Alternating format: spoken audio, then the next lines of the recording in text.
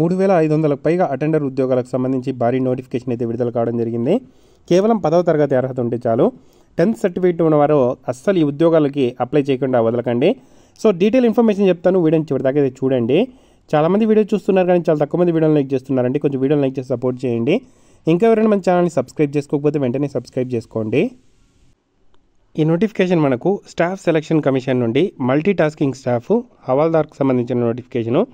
Online applications చూసుకుంటే 26th June నుండి 24th July వరకు అప్లై అయితే చేసుకోవచ్చు. సో దీనికి సంబంధించి ఏదైనా కరెక్షన్స్ ఉంటే 29th జూలై నుండి 31st జూలై వరకు పెట్టుకోవచ్చు. కంప్యూటర్ బేస్డ్ టెస్ట్ చూసుకుంటే 20th సెప్టెంబర్ నుండి 24th అక్టోబర్ వరకు మనకు నిర్వహించడం జరుగుతుంది. అఫీషియల్గా ఇప్పటికే మనకు SSC CGL, CHSL notifications release అయ్యాయి. ఇప్పుడు చూసుకుంటే ఎంటీఎస్ నోటిఫికేషన్ అయితే రిలీజ్ చేయడం అయితే జరిగింది. సో ఇక్కడ మనకు మల్టీ టాస్కింగ్ స్టాఫ్ అలాగే హవాల్దార్ పోస్టులు అయితే ఉండడం జరుగుతుంది. సో మనకు ఎంటీఎస్ సంబంధించి ఇంకా కలెక్ట్ చేస్తున్నాం పోస్టులు అని చెప్పి మెన్షన్ చేశారు. హవాల్దార్ మాత్రం 1075 ఉన్నాయి. సో మనకు ఏదైతే ఎంటీఎస్ పోస్టులు చూసుకుంటే 2500కు పైగా అయితే ఉంటాయి, ఇంకా పెరిగే అవకాశం అయితే ఉంది. సో మనకు టోటల్గా ఈ పోస్టులు 3500కు పైగా అయితే ఉండడం జరుగుతుంది. సో ఈ పోస్టులకు సంబంధించి అఫీషియల్ నోటిఫికేషన్ అయితే మనకు రిలీజ్ కావడం అయితే జరిగింది. కేవలం 10th అర్హత ఉంటే చాలు అప్లై అయితే చేసుకోవచ్చు. ఇండియన్ సిటిజన్స్ అందరూ కూడా ఈ ఉద్యోగాలకు సంబంధించి అప్లై చేసుకోవచ్చు. ఏజ్ లిమిట్ చూసుకుంటే 1/8/2025 నాటికైతే ఉండాల్సి ఉంటుంది అని చెప్పి క్లియర్గా అయితే మెన్షన్ చేయడం అయితే జరిగింది.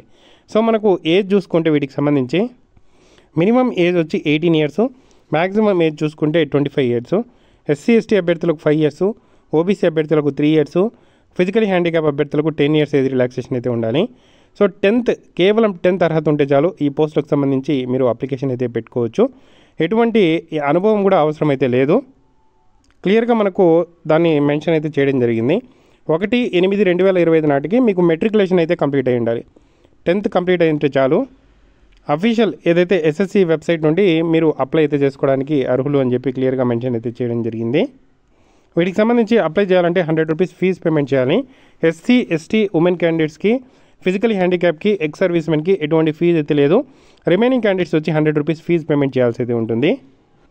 సో మన సొంత రాష్ట్రంలో ఎగ్జామినేషన్ సెంటర్స్ అయితే ఉండడం జరుగుతుంది. ఆంధ్రప్రదేశ్ మరియు తెలంగాణలో ఎగ్జామినేషన్ సెంటర్స్ ఎక్కడున్నాయని ఒకసారి పరిశీలిస్తే గుంటూరు, కర్నూలు, రాజమండ్రి, తిరుపతి, విశాఖపట్నం, విజయవాడ, కాకినాడ, నెల్లూరు, చీరాల, విజయనగరం, శ్రీకాకుళం, ఏలూరు మనకు ఆంధ్రప్రదేశ్ సంబంధించి ఎగ్జామినేషన్ సెంటర్స్ అయితే ఉన్నాయి.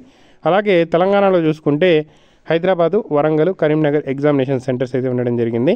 సో ఈ సెంటర్స్ అయితే మీరు పెట్టుకోవచ్చు. సొంత రాష్ట్రంలో మనం వర్క్ చేసే అవకాశం కూడా ఉంటుంది. సొంత రాష్ట్రంలో జాబు, సొంత రాష్ట్రంలో వర్క్ అయితే చేసుకోవచ్చు. సో మనకు దీనికి సంబంధించి ఎగ్జామ్ అనేది తెలుగులో రాసుకోవచ్చు. So computer based examination will be conducted in Hindi, English and 13 regional languages అని మెన్షన్ చేశారు. సో 13 రీజనల్ లాంగ్వేజెస్లో మన తెలుగు కూడా ఉంది కాబట్టి అభ్యర్థులు ఎటువంటి టెన్షన్ అయితే పడాల్సిన అవసరం అయితే లేదు. తెలుగు మీడియం అభ్యర్థులు కూడా తెలుగులో మనకు అర్థమయ్యే క్వశ్చన్స్కి మనం అర్థం చేసుకొని ఆప్షన్స్ పెట్టుకొని మనం రాసుకునే అవకాశం అయితే ఉంది. సో మనకు ఎగ్జామ్లో numerical and mental ability, reasoning ability and problem solving, general awareness, English language సంబంధించి అయితే ఉంటాయి. సో మనకు టోటల్గా 45 మినిట్స్ ఫస్ట్ సెక్షన్కి, రెండో సెక్షన్కి 45 మినిట్స్ ఎగ్జామ్ అయితే ఉండడం జరుగుతుంది. టోటల్గా 4 పార్ట్స్ అయితే ఉండడం జరుగుతుంది. సో మనకు ఎగ్జామ్ సంబంధించి ఇది ఆబ్జెక్టివ్ విధానంలో మనకు ఎగ్జామ్ అయితే ఉండడం జరుగుతుందని చెప్పి క్లియర్గా అయితే మెన్షన్ అయితే చేయడం జరిగింది. సో ఓన్లీ ఎగ్జామ్ పెట్టి మనకు ఈ జాబ్స్ అయితే భర్తీ అయితే చేస్తారు. డీటెయిల్డ్ సిలబస్ ఇచ్చారు. డీటెయిల్డ్ సిలబస్ కంప్లీట్ చేసిన తర్వాత మనకు ఏదైతే పీఈటీ, పిఎస్టీ అనేది హవాల్దార్ పోస్టులకు అయితే కండక్ట్ చేస్తారు. సో పీఈటీ, పిఎస్టీ అనేది ఓన్లీ హవాల్దార్ పోస్టులకు కండక్ట్ చేస్తారు.